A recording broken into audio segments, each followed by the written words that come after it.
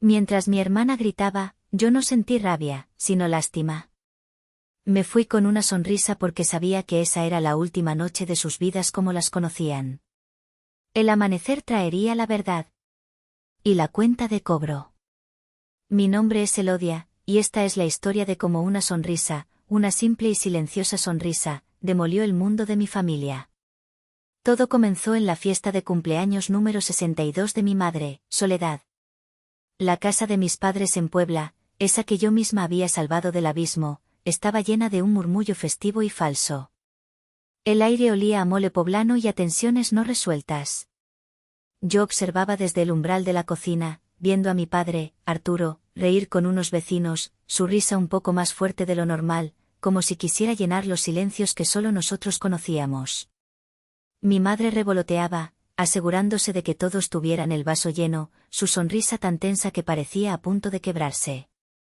Mi contribución a la farsa era una obra de arte de azúcar y mantequilla, un pastel de 3 leches con una cubierta de merengue italiano, decorado con flores de azúcar tan delicadas que parecían reales.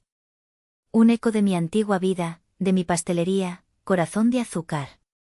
Lo llevé a la mesa del comedor con el cuidado de quien transporta un corazón frágil. Los ohs y as de los invitados fueron un bálsamo momentáneo sobre una herida que nunca cerraba. Mi hermana, Brisa, 5 años menor que yo, ni siquiera levantó la vista de su teléfono. Solo cuando mi madre dijo, miren qué maravilla, como siempre, Elodia luciéndose, ella resopló, un sonido agudo y lleno de desdén. Vaya, todavía te queda tiempo para estas cositas inútiles, dijo, su voz goteando sarcasmo. Levantó la vista, sus ojos evaluando el pastel no con admiración, sino con un cálculo frío. Supongo que cuando no tienes mucho más que hacer. Sentí la punzada familiar, una mezcla de ira y agotamiento. Lo hice por mamá, Brisa, respondí, mi voz más firme de lo que me sentía.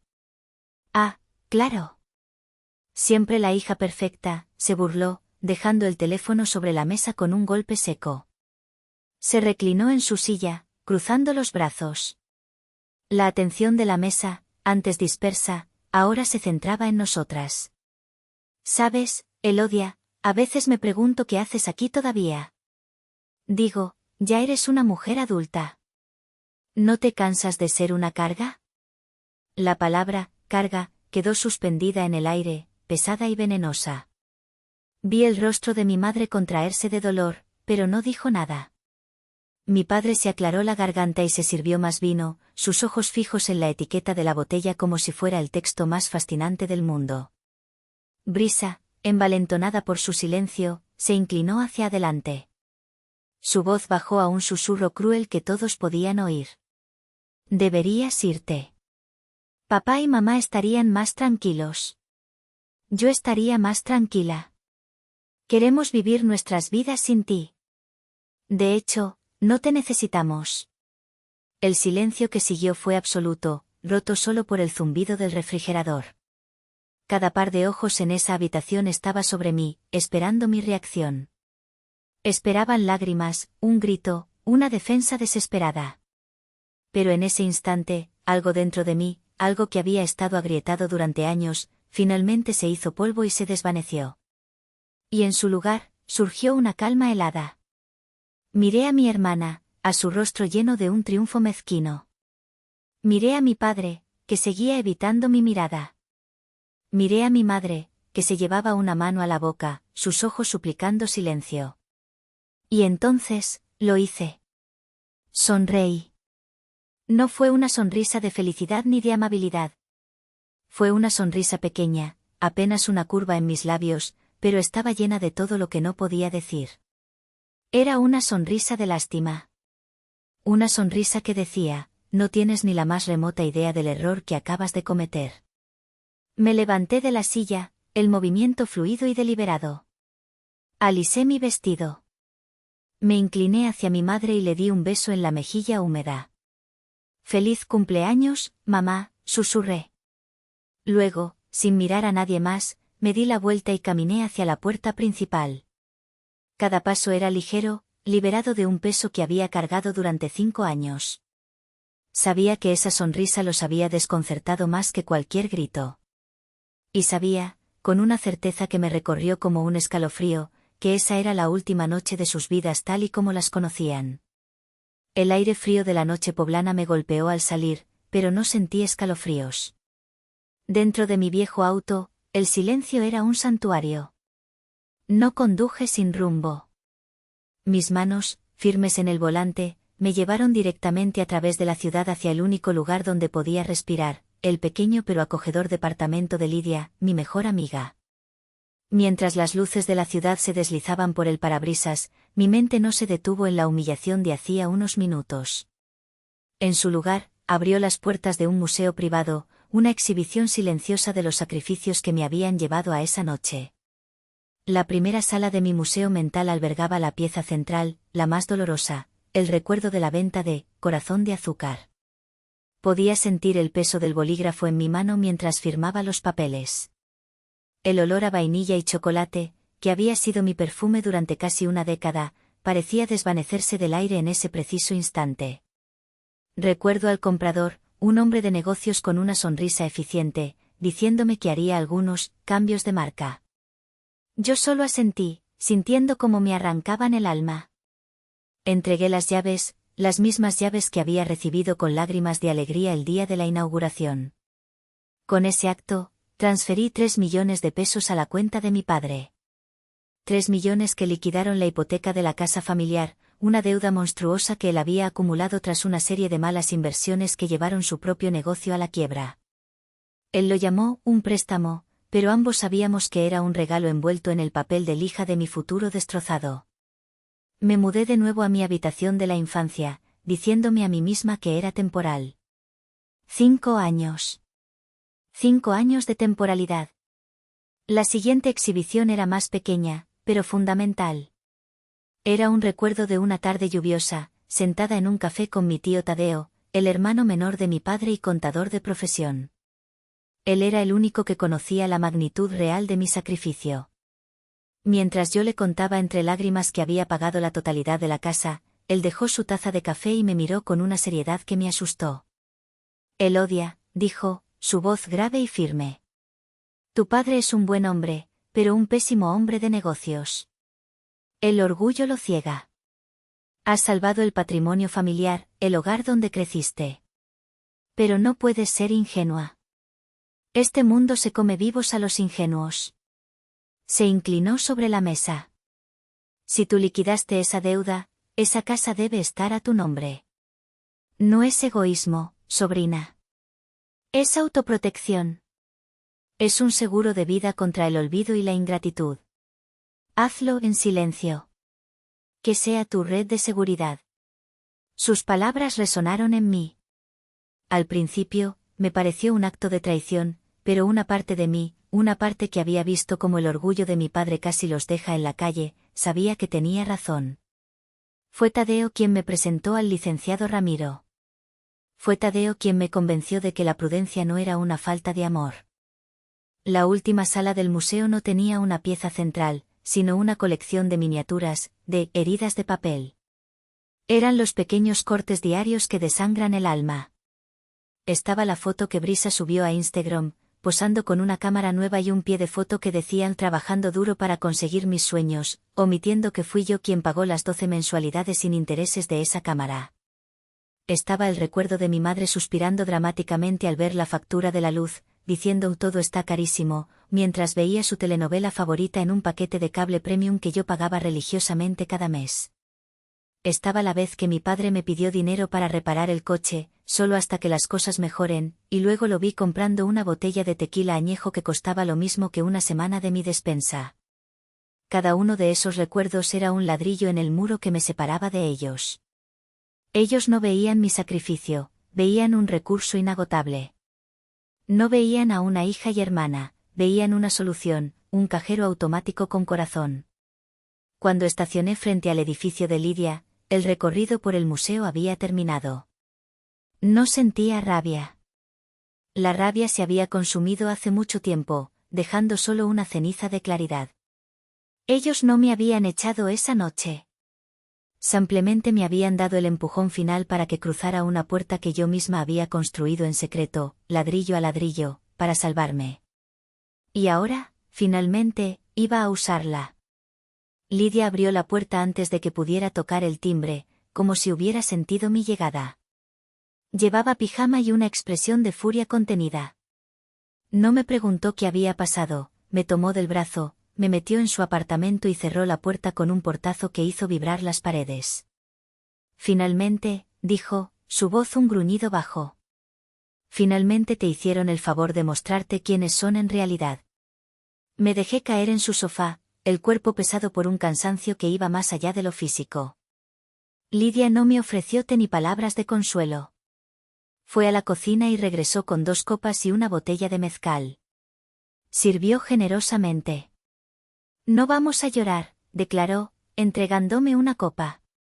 Vamos a brindar. Por la libertad. El mezcal quemó mi garganta, un fuego bienvenido que disipó el frío que se había instalado en mi pecho. Le conté todo, no con la voz de una víctima, sino con la de una testigo que narra hechos objetivos. Las palabras de Brisa, el silencio de mi padre, la impotencia de mi madre, mi sonrisa. Lidia escuchaba, asintiendo lentamente, su mandíbula apretada. Ella había sido mi jefa de cocina en Corazón de Azúcar. Había visto mi sudor, mis lágrimas de frustración y de alegría. Había estado allí cuando tuve que despedirla, a ella y a todo el personal, con los ojos llenos de una vergüenza que no me correspondía. Siempre lo supe, dijo cuando terminé. Sabía que te estaban desangrando. Pero tenías que verlo por ti misma. Tenías que llegar al límite. Se quedó en silencio por un momento, mirando el líquido ambarino en su copa. Entonces, ¿cuál es el plan? Porque sé que tienes uno. Esa sonrisa que les diste, esa no era una sonrisa de derrota. Negué con la cabeza. El plan ya está en marcha desde hace años, Lidia. Esta noche solo fue la activación. Le conté sobre la conversación con mi tío Tadeo, sobre el licenciado Ramiro, sobre la escritura de la casa guardada en una caja de seguridad. La furia en el rostro de Lidia se transformó en una sonrisa lenta y depredadora. Era la misma sonrisa que ponía cuando una receta complicada finalmente salía perfecta. Elodia, eres una genio. Una maldita genio. Se levantó y comenzó a caminar de un lado a otro, llena de una energía vibrante. Oh, daría cualquier cosa por ver sus caras. Cualquier cosa. Su reacción fue la validación que necesitaba. No era una villana. No era una hija vengativa. Era una estratega. Era una superviviente. La conversación con Lidia no fue para decidir qué hacer. Fue para reafirmar que lo que estaba a punto de hacer era necesario, justo y, sobre todo, merecido. No te están echando, Elodia, dijo Lidia, deteniéndose frente a mí y poniendo sus manos en mis hombros. Ellos mismos firmaron su propia sentencia de desalojo esta noche. Sus palabras se asentaron en mí, sólidas y verdaderas.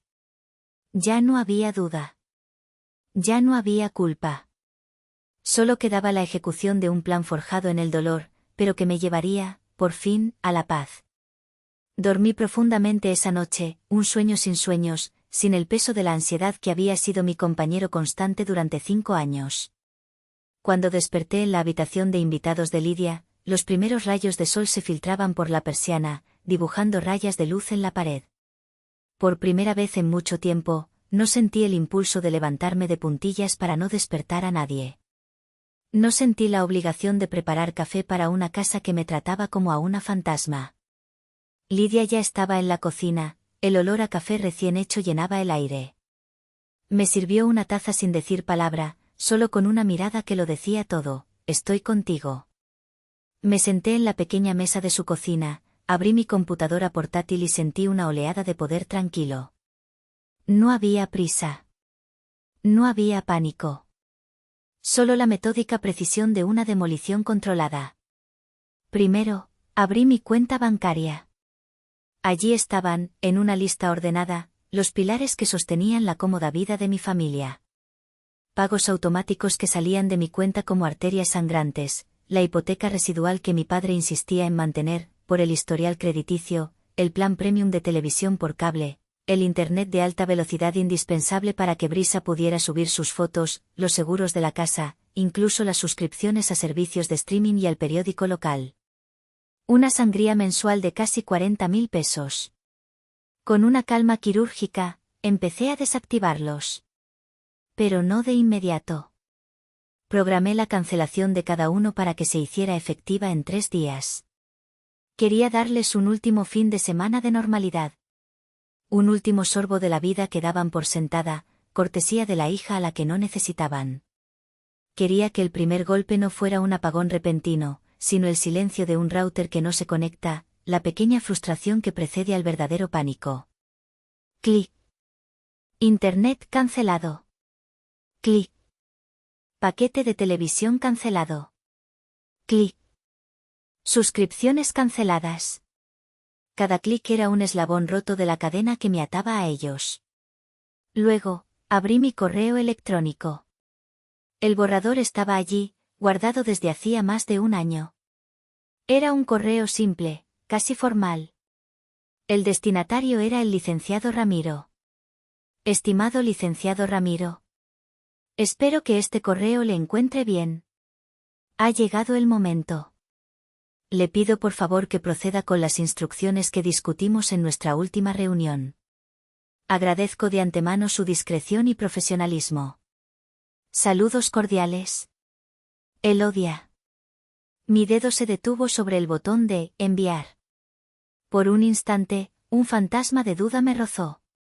La cara de mi madre en su cumpleaños, suplicante.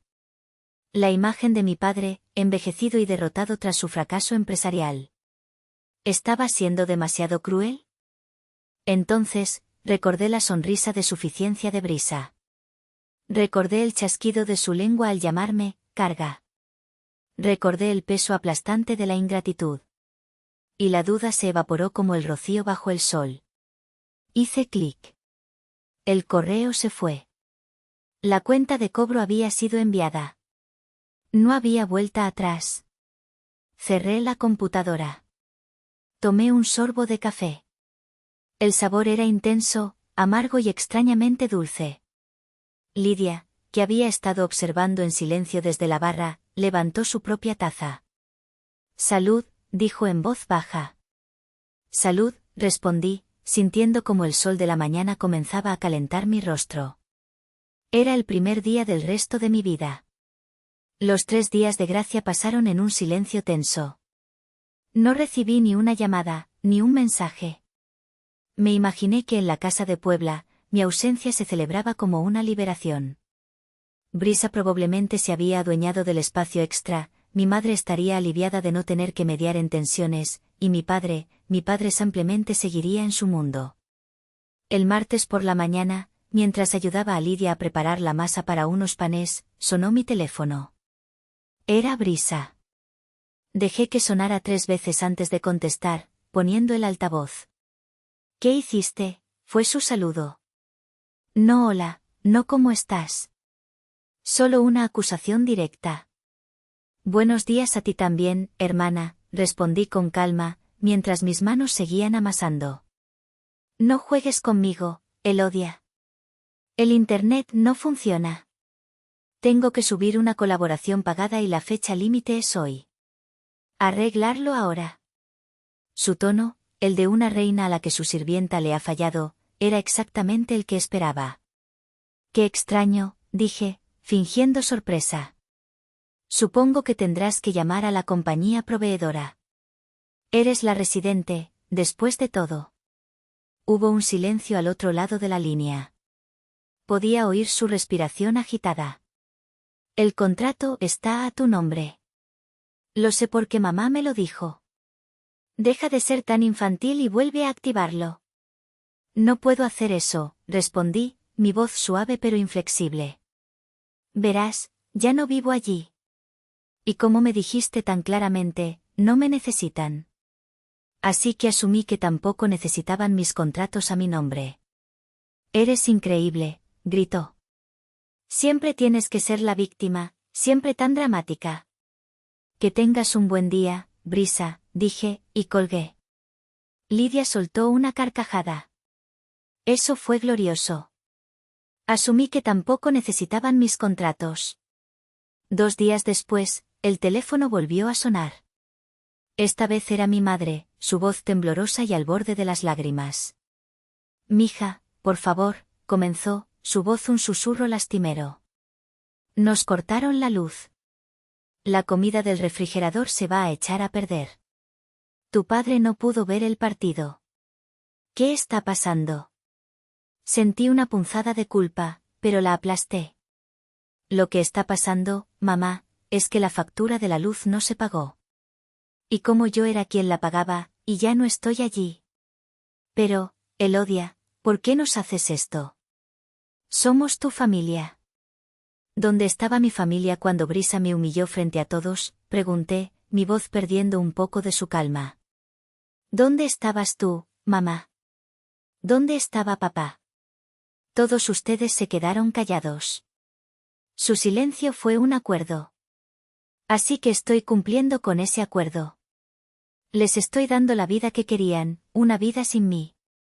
Ella no lo decía en serio, tú sabes cómo es, intentó excusarse. Sí, sé cómo es, la interrumpí. Y sé que ustedes se lo permiten. Lo siento, mamá, pero tienen que resolver esto ustedes. Son 3 adultos en esa casa. Colgué antes de que pudiera empezar a llorar de nuevo. Me apoyé en la barra de la cocina, el corazón latiendo con fuerza. Esto era más difícil de lo que había imaginado. Oír el dolor en la voz de mi madre era como un veneno lento. Lidia me puso una mano en el hombro. «Mantente firme», dijo.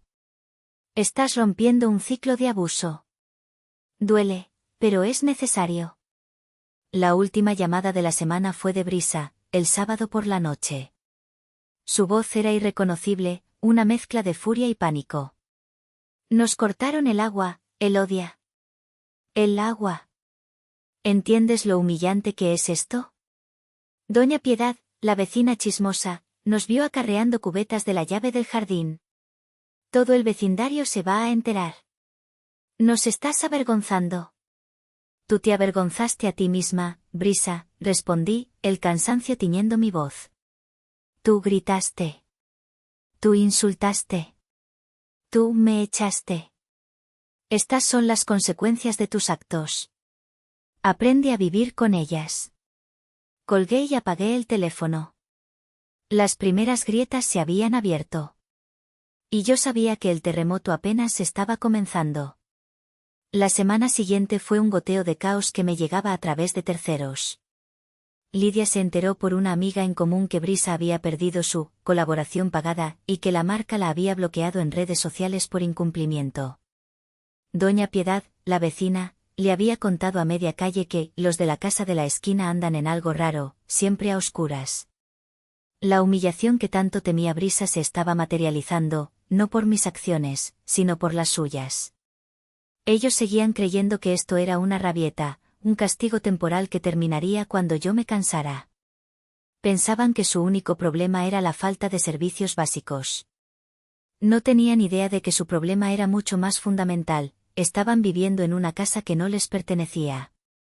El viernes por la tarde, exactamente 2 semanas después de la fiesta de cumpleaños, el licenciado Ramiro me llamó. «Buenas tardes, Elodia», dijo su voz calmada y profesional. «Solo para informarle que el paquete ha sido entregado y firmado de recibido por la señora Soledad. El reloj ha comenzado a correr». «Gracias, licenciado», respondí, mi corazón dando un vuelco. «Le agradezco su ayuda». Colgué y me quedé mirando por la ventana del apartamento de Lidia.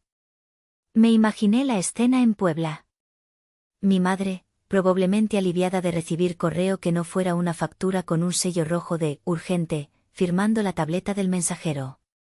Me la imaginé llevando el sobre grande y pesado a la mesa de la sala, donde quizás mi padre leía el periódico a la luz de una vela y Brisa se quejaba de su aburrimiento. Me imaginé a mi madre abriendo el sobre. Su confusión inicial al ver el logotipo de un despacho de abogados. Su ceño frunciéndose al leer las primeras líneas, llenas de jerga legal. Y entonces, el golpe. No era una demanda. No era una factura. Era una notificación formal de desalojo voluntario. Un documento que, en términos educados pero inequívocos, les informaba a los actuales ocupantes del inmueble, Arturo, Soledad y Brisa, que debían desalojar la propiedad en un plazo no mayor a 30 días naturales. Podía sentir su incredulidad. ¿Desalojo? Pero si esta es nuestra casa. Debe ser un error, probablemente exclamó mi padre, quitándose las gafas para leer mejor. Brisa seguramente lo habría arrebatado, gritando que era otro truco sucio mío. Pero el verdadero golpe, el que les robaría el aliento y haría que el suelo desapareciera bajo sus pies, estaba en la segunda página. Adjunta a la notificación, había una copia certificada de la escritura pública de la propiedad. Me imaginé los 3 pares de ojos recorriendo el documento, buscando sus nombres, buscando la prueba de que todo era una pesadilla. Y encontrándola. En la sección que designaba al propietario legal y único del inmueble, no estaba el nombre de mi padre. No estaba el nombre de mi madre. Estaba el mío. Elodia, mi apellido. Ese era el momento. El instante preciso en que la verdad completa y brutal sobre la casa, finalmente salía a la luz. El momento en que se daban cuenta de que no eran dueños siendo castigados, sino inquilinos morosos siendo desalojados. El momento en que mi sonrisa en la fiesta de cumpleaños cobraba un sentido aterrador y definitivo. Ya no era la hija ingrata. Era su casera. Y les estaba pidiendo las llaves. No tuve que esperar mucho. Esa misma noche, el intercomunicador del edificio de Lidia sonó con una insistencia violenta. En la pequeña pantalla en blanco y negro, 3 figuras distorsionadas se agolpaban frente a la puerta de la calle. Mi familia. Lidia me miró, levantando una ceja. ¿Lista? Asentí, mi pulso firme. Presioné el botón para hablar. Sí. Elodia. Soy yo, mamá. Por favor, déjanos subir. Tenemos que hablar. La voz de mi madre era un chillido de pánico. No tengo nada que hablar con ustedes, respondí, mi voz saliendo clara y sin emociones a través del altavoz. Toda la comunicación debe ser a través de mi abogado. Tienen su número en los documentos. No seas ridícula, Elodia. Abre la maldita puerta, gritó la voz de Brisa, empujando a mi madre a un lado. Esto es un error. Papá dice que es un fraude. Entonces, por primera vez en 2 semanas, oí la voz de mi padre. No era la voz de un hombre enojado, sino la de uno completamente quebrado. Hija, por favor. Solo explícanos. Esa palabra, explícanos, casi me rompe. Pero me aferré a la imagen de su silencio en la mesa. No hay nada que explicar, papá, dije, mi voz suavizándose un poco, pero no lo suficiente. Hay una escritura. Hay un propietario. Y hay una notificación. Son hechos, no sentimientos. Tienen 30 días. No puedes hacernos esto, sollozó mi madre. ¿A dónde iremos? No tenemos a dónde ir. Debieron pensar en eso antes de decirme que no me necesitaban, respondí. Hubo un silencio, y luego Brisa volvió a la carga. ¿Te arrepentirás de esto, Elodia? Lo juro por mi vida, te arrepentirás. Ya me arrepentí de muchas cosas, Brisa, dije, y esta vez, mi voz estaba llena de un cansancio infinito. Me arrepentí de vender mi sueño por ustedes. Me arrepentí de pagar sus deudas. Me arrepentí de permitir que me trataran como a una sirvienta en la casa que yo mantenía. De lo único que no me arrepiento es de esto. Esta es mi liberación. Corté la comunicación. Nos quedamos en silencio, Lidia y yo, escuchando los gritos ahogados que subían desde la calle. Duraron unos 10 minutos más, una mezcla de súplicas, insultos y llantos, antes de finalmente desvanecerse en el ruido de un coche que se alejaba. Me senté en el sofá, pero no me sentía victoriosa. Me sentía vacía. Como un cirujano después de una operación larga y difícil. Había extirpado el tumor, pero la herida era profunda y sabía que la cicatriz permanecería para siempre. Lo hiciste, dijo Lidia en voz baja, sentándose a mi lado. Se acabó. No, respondí, mirando mis manos. No se ha acabado. Acaba de empezar. Mi poder no residía en echarlos, sino en la decisión que tomaría después. Podía ser magnánima. Podía ser cruel. Pero por primera vez, la elección era enteramente mía. Y en esa elección, en ese poder absoluto sobre sus destinos, encontré la justicia que tanto tiempo se me había negado. No era una justicia dulce. Era una justicia solitaria, amarga y necesaria. Vendí la casa. No negocié con ellos. No acepté sus llamadas desesperadas ni las de los familiares que reclutaron para intentar avergonzarme. Toda la comunicación pasó a través del licenciado Ramiro. Les di los 30 días estipulados por la ley. Se fueron una semana antes de la fecha límite, dejando la casa vacía y despojada de cualquier calidez que alguna vez pudo tener. Mi tío Tadeo me ayudó a coordinar la venta. El dinero, una suma considerable, se depositó en una cuenta nueva, una cuenta que no tenía historial de pagos automáticos a nadie más que a mí misma. Han pasado 6 meses. Ahora estoy de pie frente a un pequeño local comercial en una calle arbolada del barrio del Artista. El letrero de "Se renta" ha sido reemplazado por uno que dice "Próximamente". En mi mano, sostengo un rollo de planos. El diseño muestra una cocina abierta, una barra de mármol y vitrinas elegantes. En la parte superior, en una tipografía cursiva y audaz, se lee el nombre, Renacer de Azúcar. No he vuelto a hablar con mi familia. Sé, por mi tío, que viven en un pequeño apartamento rentado al otro lado de la ciudad.